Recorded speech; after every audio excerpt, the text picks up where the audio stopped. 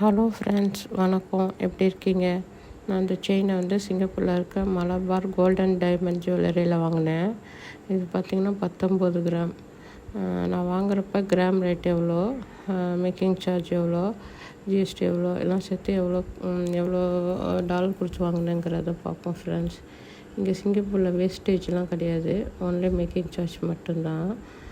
நான் வாங்குறப்போ ஒரு கிராம் 111. 19 கிராம் பார்த்திங்கன்னா 2109க்கு வாங்கினேன். அதுக்கு மேக்கிங் சார்ஜ் பார்த்திங்கன்னா 13%. ஏன்னா அது டிசைன் செயின் கல்கத்தா டிசைன் அது மாதிரி செயினுக்கு 13% போடுவாங்களாம்.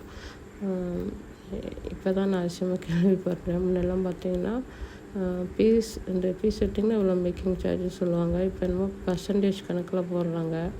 அதுக்கு பார்த்திங்கன்னா மேக்கிங் சார்ஜ் மட்டும் 274 கொடுத்தேன்.